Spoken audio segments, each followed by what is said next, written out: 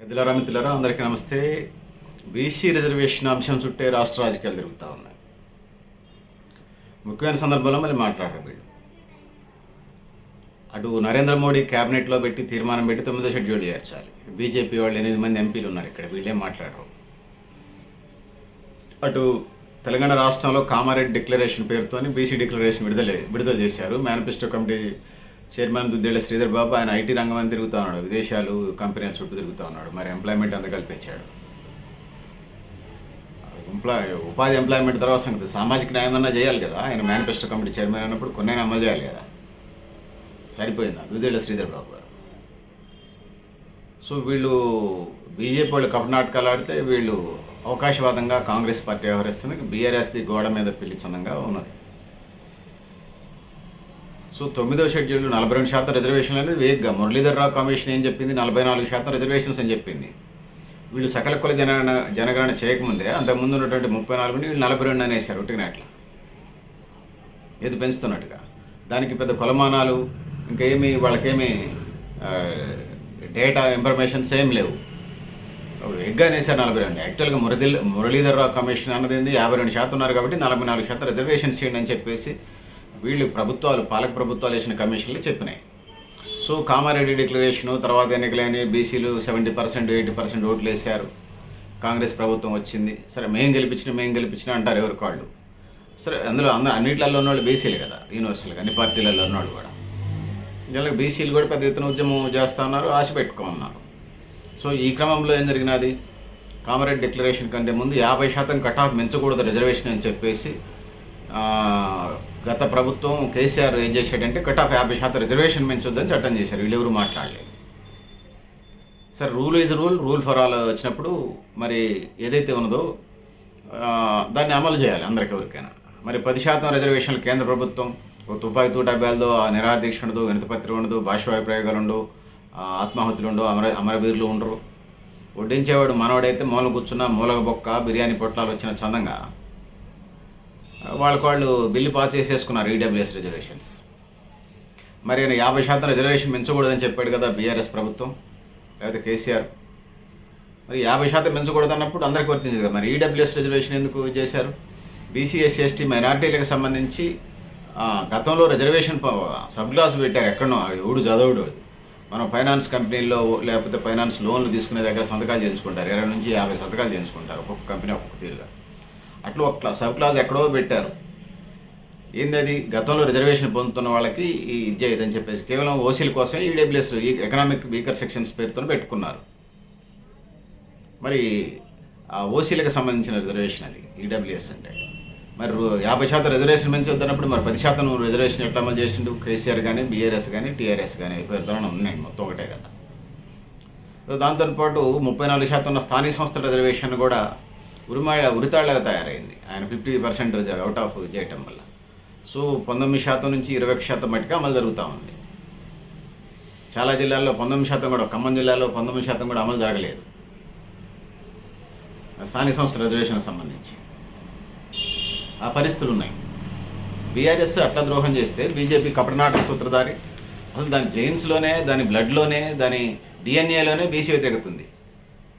BC మండల commission సిఫార్సులు అమలు చేయాలని సంవత్సరం 1947 ఆగస్టు 15 వస్తే వీపీ సింగ్ ప్రభుత్వం ఏర్పడదాకా బీసీలకు సంబంధించి కాంగ్రెస్ వాళ్ళు వేసిన కమిటీలు అవన్నీ దాన్ని వీపీ సింగ్ ప్రభుత్వం అమలు చేయడానికి 52% ఉన్న వాళ్ళకి 27% రిజర్వేషన్ అమలు చేయడానికి కూడా ఒప్పుకోలేదు ఈ అగ్రకుల పార్టీలు.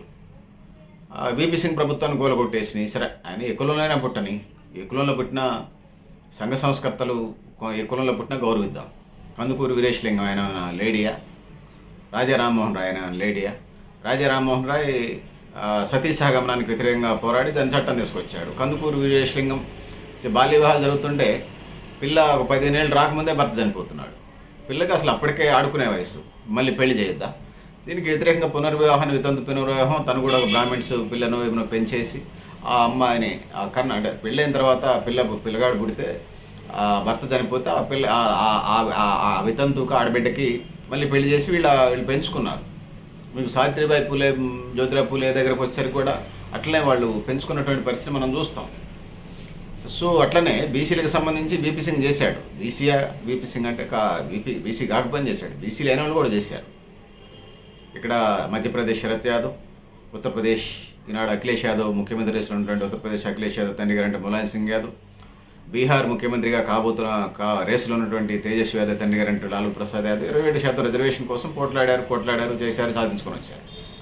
తమిళనాడుకి సంబంధించి వచ్చినప్పుడు చాలా కాలంగా పెరియర్ రామస్వామి దగ్గర నుంచి ఇప్పుడు ఉన్నటువంటి స్టాలిన్ దాకా బీసీలకు సంబంధించి రిజర్వేషన్ కోసం ట్రై చేశారు. అన్నాడీఎంకే ద్రావిడ మున్నేట కజగం డిఎంకే అన్నాడీఎంకే పోరు ఉన్నది అక్కడ. ఈ క్రమంలో అన్నాడీఎంకే అధికారంలో ఉన్నప్పుడు జయలలిత అక్క ఇదిలో ఉన్నప్పుడు ముఖ్యమంత్రిగా ఉన్నప్పుడు యాజిటేషన్ జరిగి 39 మంది సుమారుగా చనిపోతే మళ్ళీ నా ప్రభుత్వం నామరూపం లేకుండా పోతుందని ఢిల్లీలో పివి నరసింహ ప్రధానమంత్రిగా ఉన్నప్పుడు అక్కడ కూర్చొని 9వ షెడ్యూల్లో పెట్టించుకొని వచ్చి 69% రిజర్వేషన్ అమలు చేసినటువంటి నేపథ్యాన్ని మనం చూసాం. సో ఇప్పుడు తెలంగాణ రాష్ట్రంలో బీజేపీ వాళ్ళు మేము ఇచ్చినా ఎవరు హామీలు ఇస్తే వాళ్ళు నెరవేర్చిన పొలిటికల్ పార్టీలు ఉన్నప్పుడు ప్రజల మనోభావాలకు అనుకూలంగా హామీలు ఇస్తాయి, సాధ్యమైనట్టు అమలు చేయాలి కదా. రూపాయి ఖర్చే ఉంది దానికి. మీకు 52%, 56% ఉన్న వాళ్ళకి మా లెక్క 65, మీ లెక్క 56. సరే మీ లెక్కనే కానిస్తున్నాం, మా లెక్క 65 మళ్ళీ చేయండి అంటే మీరు 36 చూపిస్తే మేమేం చేస్తాం? మేము చేయలేం కదా. అందుకోసం 56ని తగలబడినండి అని చెప్పేశాం. 56కి సంబంధించి నడవనండి అని అన్నాం. అందుకోసం మేము పంచాయతీలకు పోలే 65. సో సకల కుల జనగణన సర్వేలో ఓసీ జనాభా ఎక్కువ చూపించి బీసీ జనాభా తక్కువ చూపించే ప్రయత్నం జరిగిందనేది బీసీ సమాజానికి ఉన్నటువంటి అభిప్రాయం. ఉత్తమ్ కుమార్ రెడ్డి లేకపోతే ఇతర అధికారులు, రెడ్డి బ్రాహ్మణ అధికారులు అక్కడ పెట్టేసి బ్యూరోక్రటిక్ విధానాలతో బీసీ జనాభాను తగ్గించి ఓసీ జనాభాని పెంచి మళ్ళీ గొడవలు ఓసీ అదే బీసీ హిందువులు అదే ముస్లిం హిందువులు ముస్లిం బీసీలు హిందూ బీసీల పేరుతోని ఆ విధంగా మళ్ళీ అదొక విభజన తీసుకొచ్చే ప్రయత్నం చేశాం. యావత్ బీసీ సమాజం దీన్ని ఐడెంటిఫై చేసింది. ఇప్పటికైనా చేయాల్సింది ఏంటంటే 9వ షెడ్యూల్లో పెట్టాలి. ఇటు ప్రైవేట్ బిల్లు పెట్టి కాంగ్రెస్ రాహుల్ గాంధీ ద్వారా పార్లమెంట్లో పెట్టిందా నరేంద్ర మోడీ పెడతారా చూడాలా. బండి సంజయ్ డైలాగులు కొడుతున్నాడు హిందూ బీసీలు ముస్లిం బీసీలు అని. మరి మీరు అధికారంలో ఉన్న గుజరాత్లో మీ అధికారంలో పార్టీలో ముస్లిం బీసీ రిజర్వేషన్ పెట్టి అమలు చేస్తున్నారు. ఎట్లా ఎందుకు అమలు చేస్తున్నారు? ఇదేందో ఉందని ఒక ఎంపీవి పార్లమెంటు దేశానికి ఎంపీవి 543లో ఒక ఎంపీవి, అది బీజేపీ ఎంపీలు మిగతా వాళ్ళకి సంబంధించి కూడా. మీరు ఒక ఎంపీలు కేంద్ర మంత్రులు కూడా ఉన్నారు, అంత అడ్డగోలుగా మాట్లాడుతున్నారు.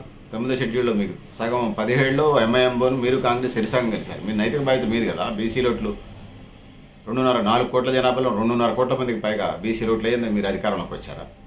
బీసీలు ఇదేమన్నా 50-70 రాజకీయాలు ఇంకా ఫ్యూడల్ రాజకీయాలు చేద్దాం అనుకుంటున్నారా?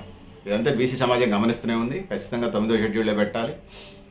సో బీసీ హిందూ బీసీలు ముస్లిం బీసీలు కానీ వచ్చేసరికి కొన్ని కులాలు ఉన్నాయి, 10 లోపు కులాలు ఆల్రెడీ ముస్లిం రిజర్వేషన్ పొందే పేద కులాలు ఉన్నాయి. మిగతా 19 కులాలు ఏదో కులాలు ముస్లిం బీసీలకు సంబంధించి వచ్చినప్పుడు ఇక్కడ హైకోర్టు కొట్టేసింది. జస్టిస్ ఈశ్వరయ్య గారు, ఆయన కూడా బీసీ ఉద్యమంలో ఉన్నాడు అట్ ప్రజెంట్.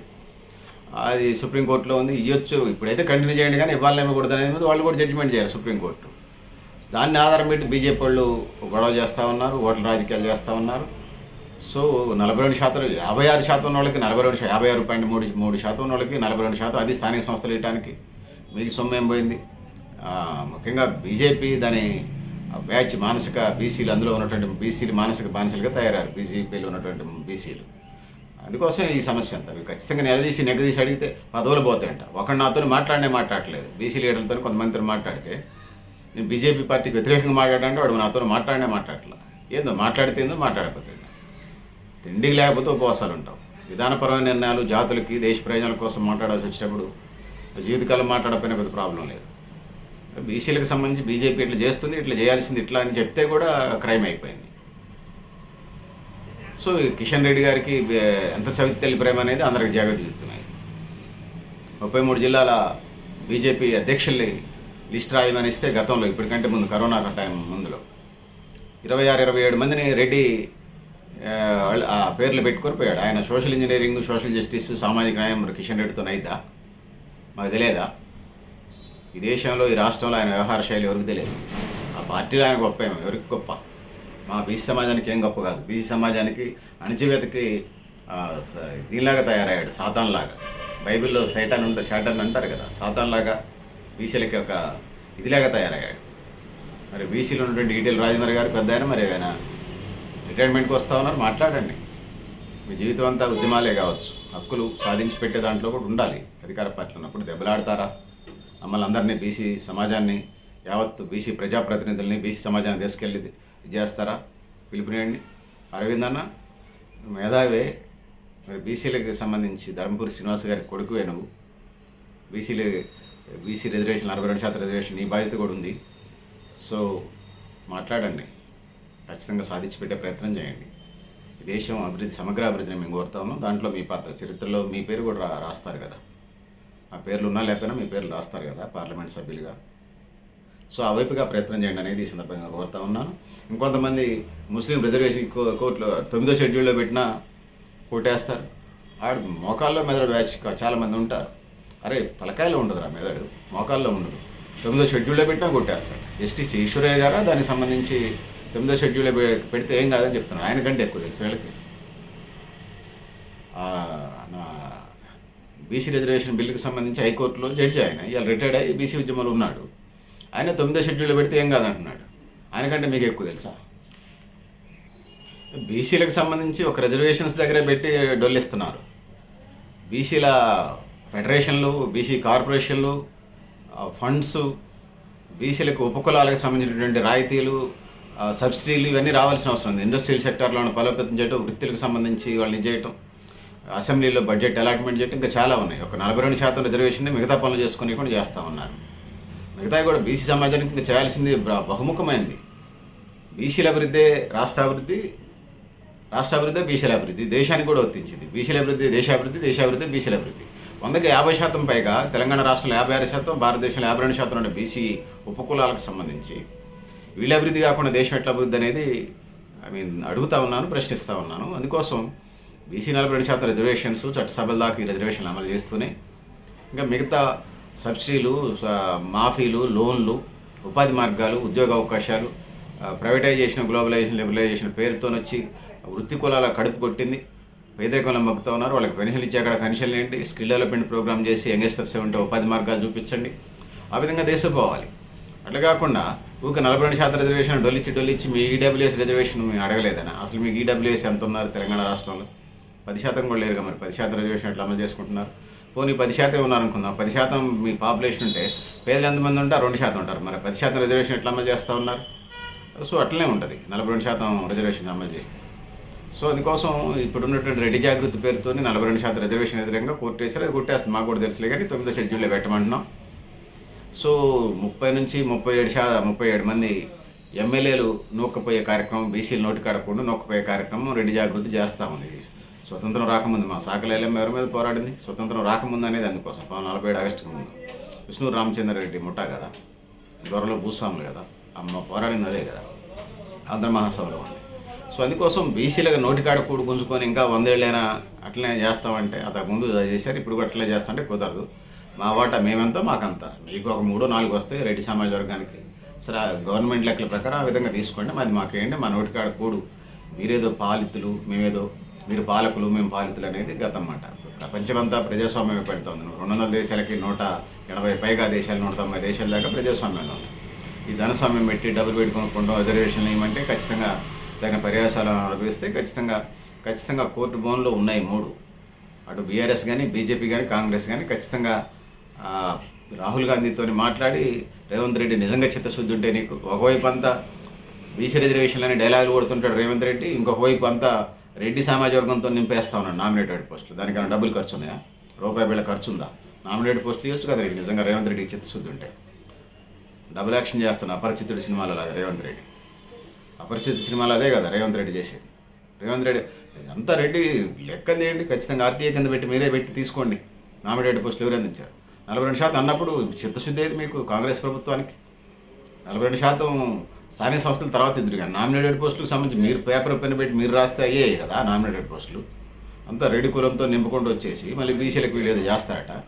ఈ డ్యూయల్ రోల్ తెలంగాణ కాంగ్రెస్ ప్రభుత్వం చేస్తున్నది, ఇది బీసీ సమాజం గుర్తించింది. మేమేదో డ్రామాలు వేసి, రూపకాలు వేసి మేము చేస్తున్నామని పోజులు కొడితే వెనకటి రోజులు. సోషల్ మీడియా వచ్చింది కాబట్టి అర్థమవుతుంది. మీరు ఉన్నటువంటి ఆ ప్రింట్ మీడియా, ఎలక్ట్రానిక్ మీడియా అయితే మీరు మేనేజ్ చేసుకునేటోళ్ళు. ఇప్పుడు సోషల్ మీడియా వచ్చింది కాబట్టి మీరు ఏం చేస్తున్నారు, ఏం చేశారు అనేది కూడా అర్థమవుతా ఉంది. ముఖ్యంగా తెలంగాణ కాంగ్రెస్ ప్రభుత్వానికి చిత్తశుద్ధి లేదనేది స్పష్టమవుతుంది. ఖచ్చితంగా పర్యవసానాలు అనుభవిస్తారు. ఒళ్ళు దగ్గర పెట్టుకుని 42% రిజర్వేషన్ తీసుకొచ్చే బాధ్యత మీదే రాహుల్ గాంధీతో మాట్లాడి ప్రైవేట్గా పార్లమెంట్లో బిల్లు పెట్టించండి. తెలంగాణ రాష్ట్రంలో అన్ని పార్టీలు ఇప్పుడు అసెంబ్లీలో తీర్మానం చేశారు. తీర్మానం చేయనటువంటి పార్టీలు మద్దతు ఇచ్చినాడు. సిపిఎం కానీ, లేకపోతే తెలంగాణ జనసమితి కానీ బహుజన సమాజ్ పార్టీ లాంటివి కానీ వాళ్ళు లేకపోయినా మద్దతు ఇచ్చారు.